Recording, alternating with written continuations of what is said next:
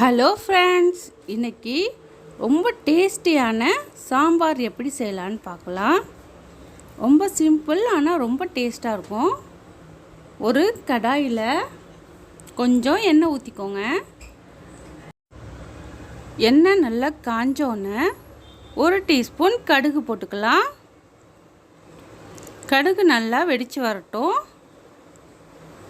கடுகு நல்லா பொரிஞ்சு வந்தோடனே கொஞ்சமாக 1/2 டீஸ்பூன் போல் வெந்தயம் சேர்த்துக்கலாம். வெந்தயம் சேர்த்துக்கிறதுனால சாம்பார் சீக்கிரம் கெட்டு போகாமல் ரொம்ப நேரத்துக்கு நல்லா ஃப்ரெஷ்ஷாகவே இருக்கும், உடம்புக்கும் நல்லது. இப்போ கொஞ்சமாக பெருங்காயத்தூள் சேர்த்துக்கிறேன். ஒரு கொத்து கருவேப்பிலையும் சேர்த்துக்கலாம். எல்லாத்தையும் ஒரு தடவை நல்லா கலந்து விட்டுருங்க. 2 பச்சை மிளகாய் சேர்த்துக்கலாம்.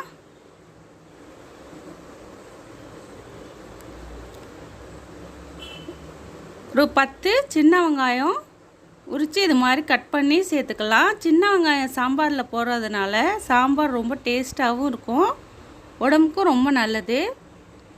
இப்போ தக்காளி சேர்த்துக்கிறேன். தக்காளியாக பருப்போடையே சேர்த்து நான் வேக வச்சுட்டேன். உடனே நல்லா மசிஞ்சு வந்துடும். நான் 2 தக்காளி சேர்த்துக்கிறேன். நல்லா வெந்துடுச்சு. தக்காளி நல்லா கரைஞ்சிடுச்சு பாருங்கள். போட்ட உடனே நெய் சேர்த்து நல்லா வதக்கி விட்டுடலாம். இப்போ நம்ம காய்கறி சேர்த்துக்கலாம். ஃபஸ்ட்டு கத்திரிக்காவை போட்டு நல்லா வதக்கிக்கலாம். கத்திரிக்காவை நல்லா வதக்கி விடுறதுனால அது நல்லா உடையாமல் குலையாமல் நல்லா முழுசாகவே நமக்கு வரும். வெந்தோன்னா நல்லா முழுசாகவே இருக்கும், உடையாது, குழஞ்சும் வராது. நான் முன்னாடியே 1 கப் துவரம்பருப்பு எடுத்து கொஞ்சம் மஞ்சத்தூள், கொஞ்சம் பெருங்காயத்தூள், கொஞ்சம் எண்ணெய் ஊற்றி நல்லா கொலைய வேக வச்சு தனியாக எடுத்து வச்சுட்டேன். இப்போ நம்ம மீதி இந்த காய்கறியையும் சேர்த்துக்கலாம். நான் முள்ளங்கி, கத்திரிக்காய், அவரைக்காய் 3 காய் தான் எடுத்திருக்கேன். உங்களுக்கு என்ன காய் விருப்பமோ எல்லா காயும் சேர்த்துக்கலாம். மாங்காய் போடுற மாதிரி இருந்துச்சுன்னா இப்போ போட வேண்டாம். சாம்பார் கொதித்து வர்றப்ப லாஸ்ட்டாக போட்டுக்கலாம். இப்போ எல்லா காய்கறியும் சேர்த்தாச்சு. எல்லாத்தையும் ஒரு வதக்கிக்கலாம். நல்லா வதக்கி வந்தோடனே காரத்துக்கு ஏற்ற மாதிரி உங்கள்கிட்ட சாம்பார் தூள் இருந்துச்சுன்னா சேர்த்துக்கோங்க. அதுக்கு முன்னாடி கொஞ்சம் நல்லா வதக்கி விட்டுருங்க. முள்ளங்கியில் இருக்கிற தண்ணியும் நல்லா வற்றி நல்லா வெந்து வந்துடும். இதிலே பாதி வெந்துடும். இப்போது மிளகாய்த்தூள் சேர்த்துக்கலாம். நான் குழம்பு மிளகாய்த்தூள் தான் சேர்த்துருக்கேன். நான் தனியாவும் மிளகாவும் சேர்த்து அரைச்சது மட்டும்தான், வேறு எந்த பொருளும் நான் சேர்க்க மாட்டேன். அதை மட்டும் 2 ஸ்பூன் போட்டுக்கிறேன். இப்போது பருப்பு நல்லா வெந்து வந்திருக்கு. அந்த பருப்புலையே நம்ம காய்கறியே சேர்த்துக்கலாம். எல்லாத்தையும் இதிலே சேர்த்து ஒரு விசில் விட்டு எடுத்துட்டா போதும். நமக்கு டக்குன்னு சாம்பார் ரெடி ஆகிடும். அந்த கடாயிலே கொஞ்சம் தண்ணி ஊற்றி அலசி இதிலே ஊற்றிக்கலாம். இப்போது நல்லா கலந்து விட்டுடலாம்.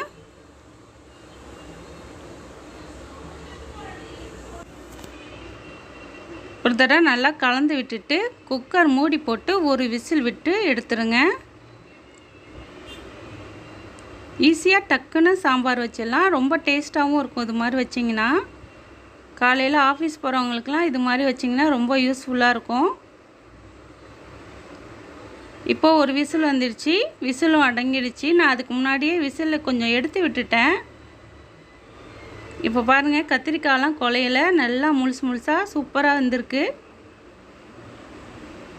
இப்போ கொஞ்சமாக புளி ஊற்றிக்கலாம். அதையும் சேர்த்து நல்லா கலந்து விட்டுருங்க. கொஞ்சம் உங்களுக்கு தண்ணியாக வேணும்னா தண்ணி கொஞ்சம் ஊற்றிக்கோங்க.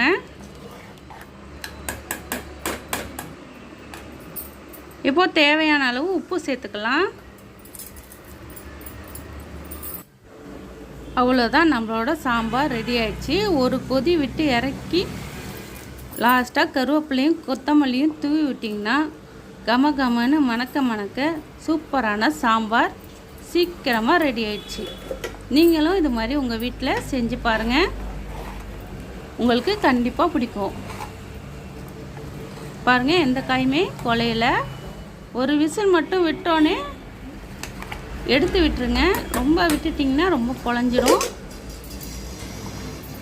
நீங்களும் இது மாதிரி உங்கள் வீட்டில் செஞ்சு பாருங்கள். நம்ம சேனலை லைக் பண்ணுங்கள், ஷேர் பண்ணுங்கள், சப்ஸ்கிரைப் பண்ணுங்கள். தேங்க்யூ.